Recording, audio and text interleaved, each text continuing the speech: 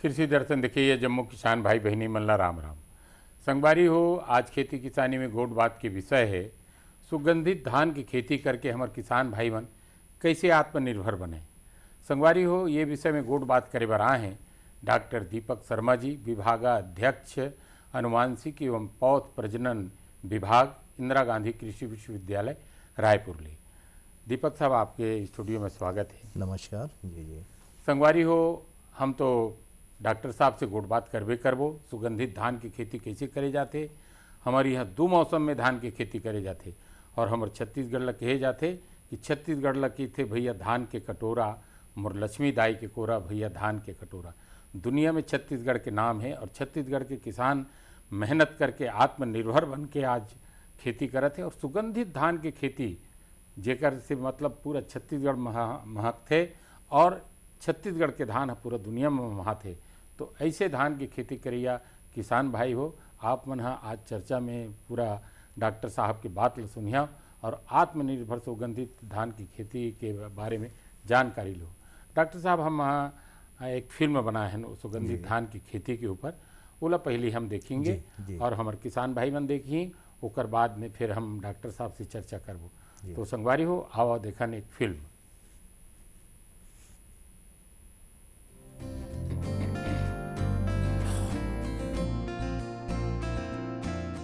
धान एक ऐसा फसल है जो संपूर्ण भारत देश में उगाया जाता है और मध्य भारत में हरियाली से परिपूर्ण छत्तीसगढ़ की विशेषता ही धान से है।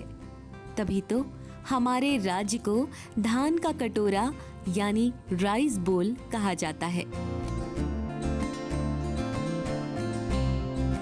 यहाँ धान की कई किस्में उगाई जाती हैं। खेती किसानी का काम जितना मेहनत भरा है उतना ही खुशी देने वाला भी होता है। जब भी हम हरे भरे अनाज से लहराते खेतों को देखते हैं तब मन सब कुछ भूलकर कुदरत की गोद में सर रखकर बस सुकून में खो जाता है। धान का कटोरा, अन्न धन का भंडार, छत्तीसगढ़ में 12 महीने खेती किसानी का त्योहार। आज के वैज्ञानिक युग में नए तरीके से खेती किसानी का काम तो किया ही जा रहा है, लेकिन ऐसे उर्वर भूमि में जब जैविक खेती होती है तो ये कृषि जगत के लिए बहुत बड़ी सफलता है। गर्मियों के मौसम में भी धान की उन्नत खेती की जा सकती है। कृषि वैज्ञानिक की सलाह से धान की ब्रीड समेत जमीन का चुनाव किया जाता है, यानी धान बोने के पहले मिट्टी की जांच कराई जाती है ताकि विषम परिस्थितियों में धान की खेती भी की जा सके। अनावश्यक रूप से उर्वरकों का प्रयोग खेतों में करने से किसान भाई बहनों को बचना चाहिए। समय के बदलने के साथ ग्रीष्मकालीन धान की खेती में भी बदलाव दिखने लगा है। नई पद्धति से खेती करना आज की जरूरत है। इस बात का भी ध्यान रखा जाना चाहिए कि पानी यानी सिंचाई की व्यवस्था विशेष रूप से धान की खेती को प्रभावित करती है। ग्रीष्मकालीन धान की खेती को समृद्धशाली बनाता है जैविक खादों का उपयोग। धान की खेती रोपाई विधि या सीधी बुवाई तरीके से भी की जा सकती है। इसमें जैविक खाद का पोषण देने के लिए सड़े हुए गोबर खाद, बचा खुचा कचरा मिट्टी में फैलाकर जैविक खाद तैयार करना चाहिए और इस ऑर्गेनिक खाद को तैयार आप अपने खेतों में भी कर सकते हैं।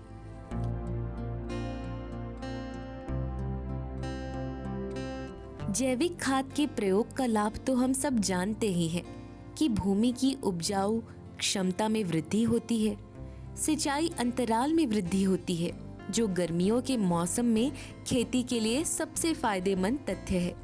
फसल की उत्पादकता में बढ़ोतरी के साथ किसानों की आय और लोगों की सेहत दोनों के लिए बेहद लाभदायक होता है जैविक खेती।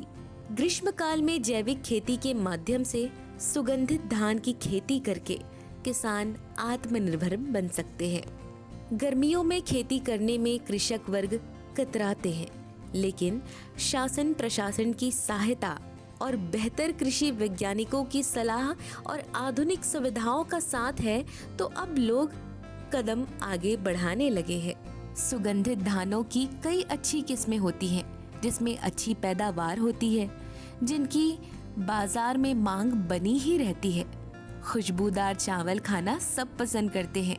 विशेष रूप से अगर किसान सुगंधित धान की खेती जैविक खेती करे तो उनको ज्यादा मुनाफा मिलेगा। इसी बात को ध्यान में रखते हुए इंदिरा गांधी कृषि विश्वविद्यालय रायपुर द्वारा सुगंधित धान की स्थानीय स्तर पर प्रचलित किस्मों में सुधार करके नई और उन्नतशील किस्मों का विकास किया गया है, जिनमें दुबराज, विष्णुभोग, जवाब फूल जैसे नाना प्रकार की किस्में प्रमुख रूप से शामिल है।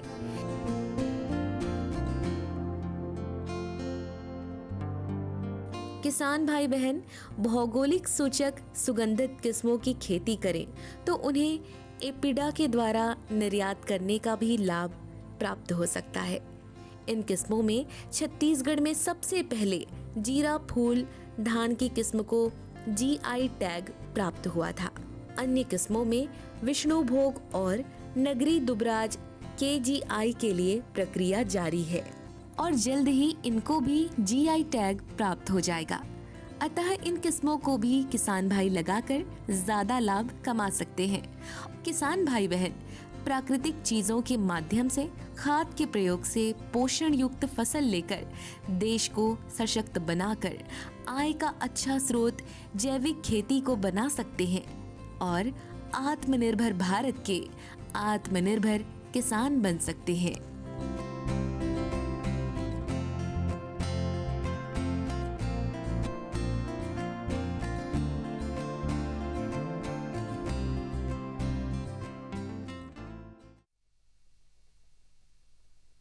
सब्जी में मसाला ज्यादा है। कितनी बार कहा है कि जितनी जरूरत हो बस उतना ही डाला करो। अरे मुझसे तो ऐसा कभी कभार होता है। और तुम जो हमेशा खेत में अनाप शनाप कीटनाशक डालते हो उसका क्या? ठीक ही तो कह रही है बहू। देख, खेत में उतनी ही दवा डाल जितनी जरूरत हो। याद रखो, कीटनाशक जहरीले होते हैं। डिब्बे पे लिखी सूचना के हिसाब से ही दवा डालनी चाहिए। पहले फेरोमोन ट्रैप, फ्लाइट ट्रैप, मित्र कीट, जैविक कीटनाशक आदि का इस्तेमाल करें। जरूरत पड़ने पर ही रासायनिक कीटनाशक का इस्तेमाल करें। छिड़काव सुबह या शाम दस्ताने, मास्क और पूरी आस्तीन वाले कपड़े पहनकर करें।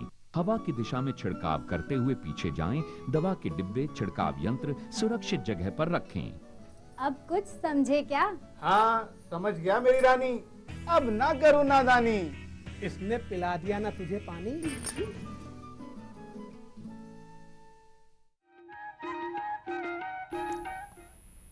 तो संगवारी हो देखे हो कितने बढ़िया सुगंधित धान हमारे किसान भाई मन करत है। इंदिरा गांधी कृषि विश्वविद्यालय के हम डॉक्टर मन अनुसंधान करके एक एक अलग अलग किस्म के सुगंधित धान के पैदावारी करत है। डॉक्टर साहब हमारे बीच में हैं, हम ओकर से चर्चा करबो। डॉक्टर साहब नमस्कार। जी नमस्कार। ये जो सुगंधित धान हैं ये कौन कौन से किस्म हैं हमारे यहाँ इंदिरा गांधी में जी और कतक लाभ कमाया जा सकते सुगंधित धान की खेती करके? जी जी जी एक तो देखिए किसान भाइयों, अपनी पारंपरिक जो किस्में हैं जी। सुगंधित किस्मों के लिए छत्तीसगढ़ का नाम रहा है जी। छत्तीसगढ़ तो धान का कटोरा कहलाता है किसान भाइयों, लेकिन सुगंधित किस्मों में भी जो छोटे साइज़ की हैं, छोटे दाने वाली से लेके मध्यम अवधि तक वाली जो किस्में हैं, वो रियली में यहाँ का एक मिराकल है। मतलब पूरी दुनिया में यहाँ की जो किस्में हैं उनका एक अपना महत्व है। जी जी। तो मैं कुछ इंदिरा गांधी कृषि विश्वविद्यालय ने लगातार काम किया है इस तरफ अनुसंधान में। तो उन्होंने जो ऊंची वाली जो किस्में थी, पारंपरिक जो देशी किस्में हमारी थी, जो ऊंची किस्में थी, उनको बौना कर दिया है क्योंकि वो गिर जाती थी। जी जी। उसके बाद उनके पकने की अवधि भी कम कर दी है। नहीं तो ज़्यादा इनपुट लगते थे, ज़्यादा रिसोर्सेस लगते थे, ज़्यादा टाइम लगता था। तो उसी हरुना कर दी। जी जी हरुना कर दिया। बिल्कुल बिल्कुल। तो इसमें आप देख रहे हैं ये बौना दुबराज आ गया एक। जी जी जी। यहाँ पे एक किस्म है, ये बौना दुबराज प्रकार की किस्म है। दुबराज को हम लोगों ने बौना कर दिया है, छोटी हाइट का कर दिया है। उपज क्षमता भी इसकी करीब 50 क्विंटल प्रति हेक्टेयर तक हम लोग ने कर दी है।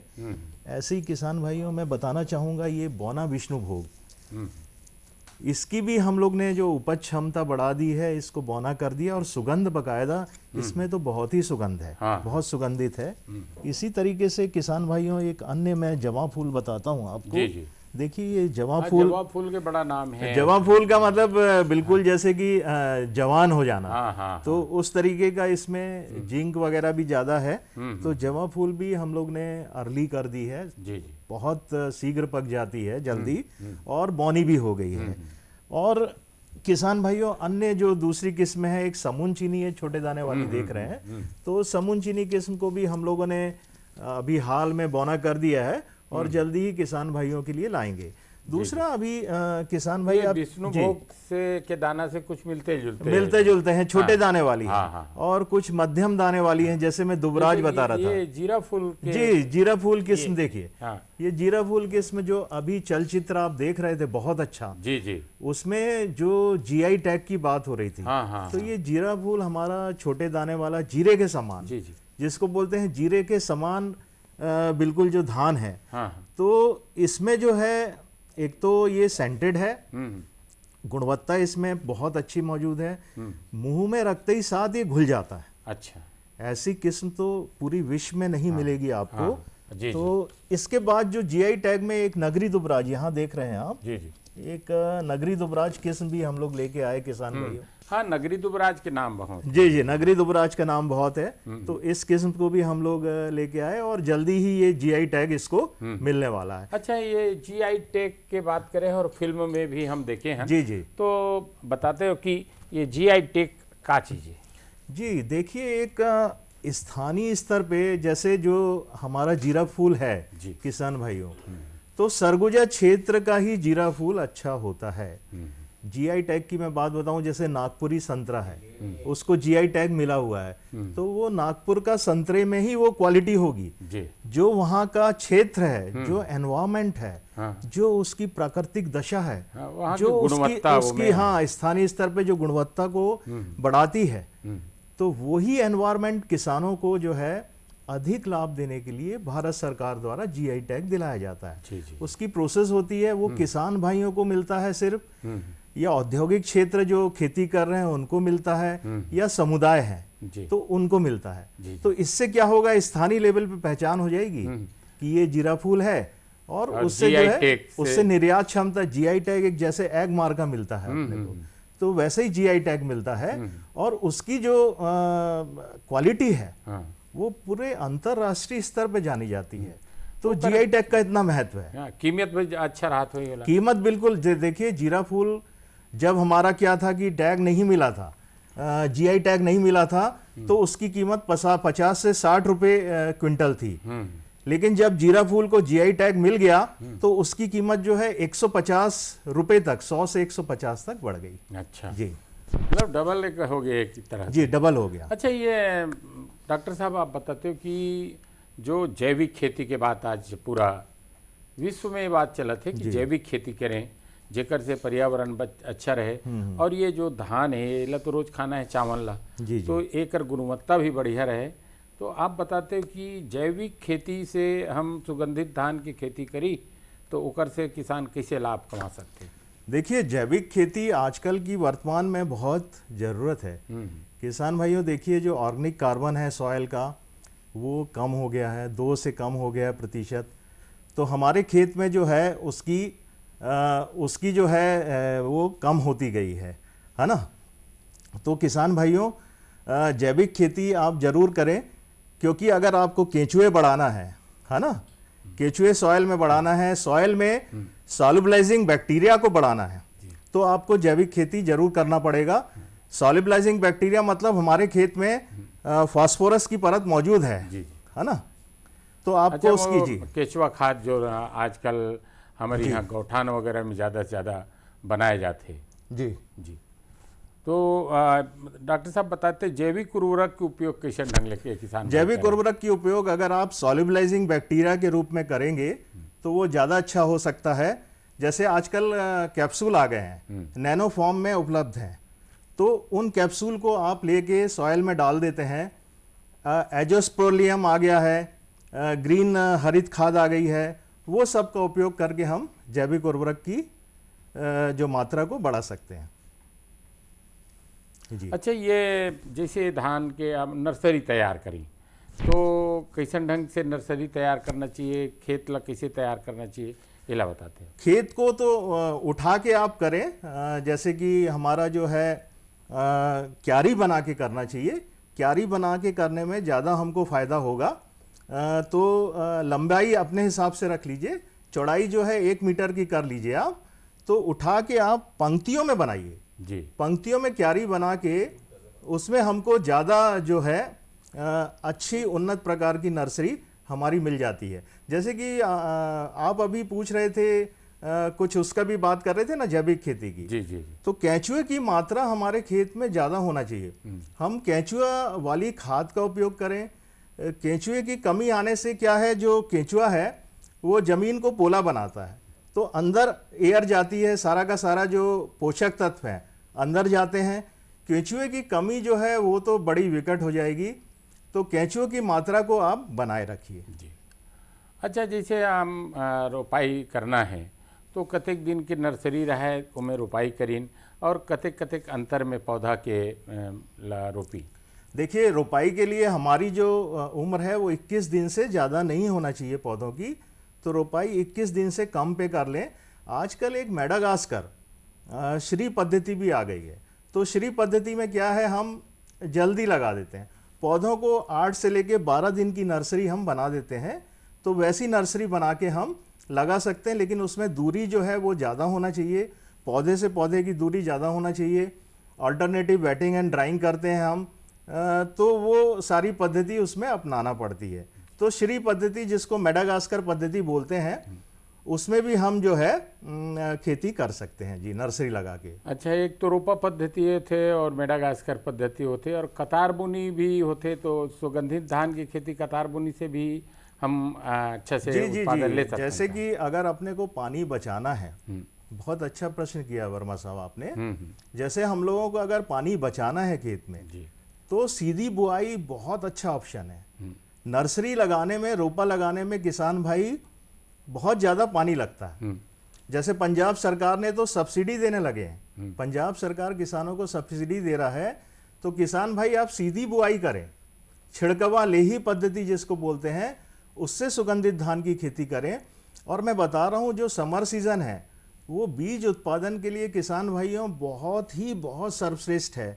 जैसे कि हम बताते हैं, आप बोलेंगे कि उम्र ज़्यादा है, लेकिन इस सीज़न में क्योंकि ये वैरायटी सारी फोटो सेंसिटिव होती हैं, फोटो थर्मोसेंसिटिव, जो तापमान के प्रति संवेदनशील होती हैं, तो इनकी जो पुष्प पाने की अवस्था है वो जल्दी हो जाती है और आराम से ये पक जाती हैं। पानी भी इसमें कम लगता है। आप एक तरफ खरीफ में ले जाएंगे तो इनकी उम्र भी बहुत ज़्यादा होती है, पानी भी ज़्यादा लगता है, यहाँ पानी भी कम लग रहा है और बीज भी आपको एकदम चमकदार बहुत अच्छा मिलेगा। तो समर धान इन सारी, जैसे जीरा फूल का हम लोग ने करके देखा, नगरी दुबराज का करके देखा, तो इनका बीज रियली में बहुत अच्छा प्रोड्यूस होता है। तो किसान भाइयों, अगर जीआई टैग राइस, जैसे कि आप जीरा फूल का उत्पादन करना चाहते हैं या नगरी दुबराज का उत्पादन करना चाहते हैं, तो ये समर सीजन जो है बहुत अच्छा है। किसान भाइयों, एक चीज़ मैं बताना थोड़ा भूल गया, मैं क्षमा चाहूँगा। जैसे जैविक खेती में आप ये ढेंचा है, कोई किसान भाई जो है हरित खाद का उपयोग नहीं कर रहे हैं। तो ये देखिए, ये ढेंचा दिख रहा है, हम लोग अपने यहाँ प्रयोग भी करते हैं। तो किसान भाइयों, इस ढेंचा का जो है लगभग आप 45 दिन पहले, रोपाई के 45 दिन पहले 16 किलो जो बीज है, देखिए ये ढेंचा है, इसका 16 किलो बीज, जी बिल्कुल बहुत सुंदर। तो 16 किलो बीज जो है हमको प्रति एकड़ इसको खेत में बुआई करके, इसकी एक छोटी सी फसल, मतलब 1 महीने की लगभग, फिर जब मथाई का समय हो तो किसान भाइयों इसको मथा दें सॉइल में। तो मैं आपको बताना चाहूँगा कि नाइट्रोजन की मात्रा जो है खेत में आपकी 50% कम हो जाती है। इसके अलावा थोड़ा सा मैं और बताना चाहूँगा किसान भाइयों, एक चूहे की समस्या होती है। हाँ, ये चूहे की समस्या होती है। तो देखिए, ये टी शेप आप बांस की खपच्ची जो है, जो लकड़ी है वो 5 जगह लगा दीजिए, तो इसमें देखिए चूहे के स्थान को जो पक्षी बैठते हैं, जी, बाज वगैरह बैठते हैं, तो ये चूहे के मूवमेंट को पता कर लेते हैं और उनको पकड़ के खा जाते हैं। जी, तो जैविक उपचार ये हो जाता है। जबकि आप वैसे अगर अजैविक तरफ जाना चाहेंगे तो उसमें हम जो है सॉइल में जिंक फॉस्फेट जैसे रसायन डाल रहे हैं, जो कि हमारी हेल्थ के सॉइल की मृदा क्षमता को एकदम विषैला कर दे रहे हैं। जी, जी। आप ये नहीं जानेंगे, वो सॉइल की सारी गुणवत्ता को खत्म कर देते हैं। जी। तो हमें तो जैविक साधन ही उपयोग करना चाहिए। इन टी शेप लकड़ी पे जो चिड़िया बैठेंगी वो चोंच भी अपनी पैनी करती हैं, तो जो कीड़े आएंगे उनको जो है वो खा जाती है। तो किसान भाई हो, अभी देखे डॉक्टर साहब कहते कि महत्वपूर्ण बात ला बताइस कि हमला विषैला दवाई की छिड़काव नहीं करना है, बल्कि चूहा अगर नुकसान पहुंचावत है तो टी टाइप के जो एक लकड़ी एक खेत में 4-5 जगह गड़िया दिन और ओमें चिड़िया बैठी और चिड़िया हर चूहा के गतिविधि ला जान ली और ओला ख़त्म कर दी। दूसरा बात यह है कि ढेंचा के उपयोग बहुत करना चाहिए किसान भाई ला, वो हरा खाद बनते, ओकर से जमीन के उर्वरक शक्ति बढ़ते और नत्रजन के मात्रा बहुत ज़्यादा रहती, जेकर से यूरिया वगैरह डाले ला आप मन ला बहुत कम पड़ी। डॉक्टर साहब आप बताते हो कि जैसे धान के क्रांतिक अवस्था होते, गभोट अवस्था होते, पके के अवस्था होते, तो ये सबो अवस्था में पौधा स्वस्थ रहे और दाना में चमक आवे, एकर लिए हमला कौन कौन से खाद के उपयोग करना चाहिए जी, और कब कब करना चाहिए? बहुत अच्छा प्रश्न है, क्योंकि देखिए गभोट अवस्था एक क्रांतिक अवस्था है। जी। वो बहुत महत्वपूर्ण होती है। जी। एक कण से आने की अवस्था होती है, वो भी क्रांतिक अवस्था है। जी। तो ये 2 अवस्थाएं तो किसान भाइयों बहुत जरूरी है। तो खाद की जहां तक मात्रा मैं बात कर रहा था, आजकल डीएपी की कमी हो गई है। जी। सरकार पूछने लगी है कि डाई अमोनियम फॉस्फेट जो डीएपी उर्वरक है, प्रति एकड़ हम लोग 1 बोरा देते थे 1 एकड़ में। तो उसका कोई आप ऑल्टरनेटिव व्यवस्था बताइए, उसकी कौन सी ऐसी दूसरी खाद है? तो किसान भाइयों, जो फास्फोरस के ऑर्गेनिक फर्टिलाइजर आ गए हैं मार्केट में अभी, जैसे फास्फोरस का जो फास्फोरस रिच जो ऑर्गेनिक मैन्योर हैं, उस तरीके के खाद जो हैं उपलब्ध हैं।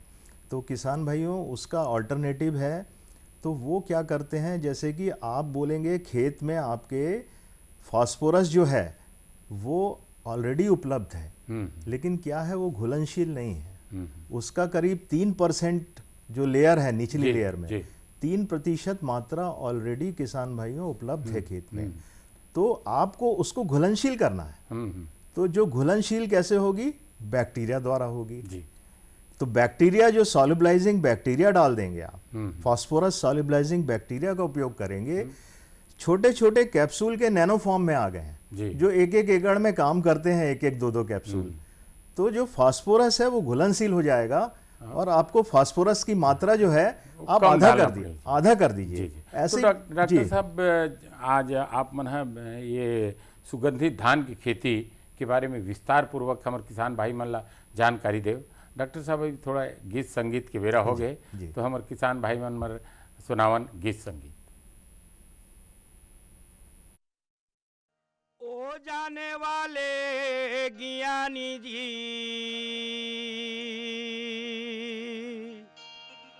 ओ जाने वाले ज्ञानी जी, एक बातें बता, कौन बसती मामाया बसे जी।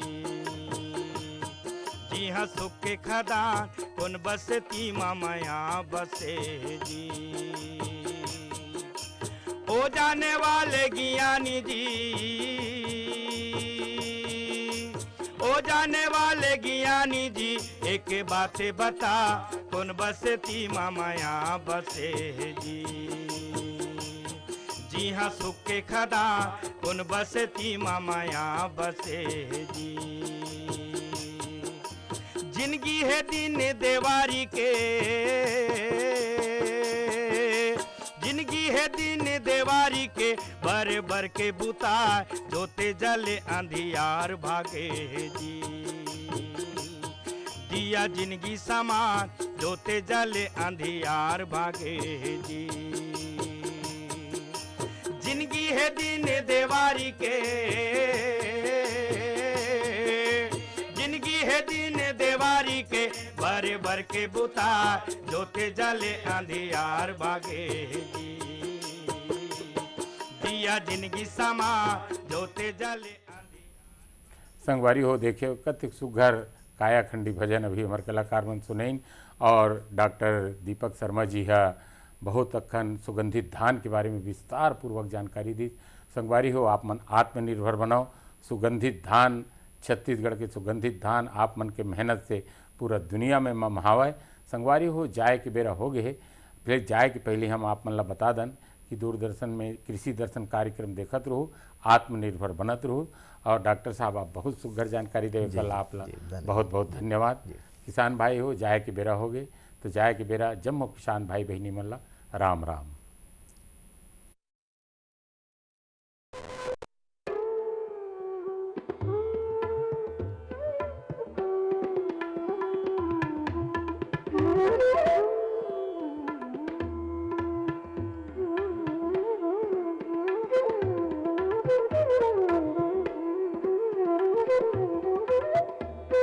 Thank you.